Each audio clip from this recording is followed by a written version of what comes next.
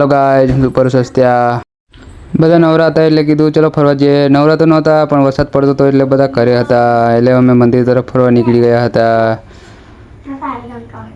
થોડીક વારમાં અમે મંદિરે પહોંચી ગયા. એટલે મેં કીધું લાઈક કેમેરા મારી બાજુ કરી દો, પાણી બતાવી દઉં. ત્યાં તો મંદિરે પહોંચી ગયા પણ મંદિરમાં પાણી હતું અને બોર્ડ માર્યો તો મગર છે, સાવચેતી રહેવું. સારું, કશો વાંધો નહીં.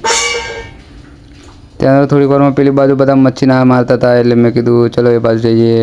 પણ એ નાનો તો પુલ ઉણંગવાનો હતો એટલે પુલ અમે ઉણગી ગયા અને પહોંચી ગયા અમે ત્યાં બધા છે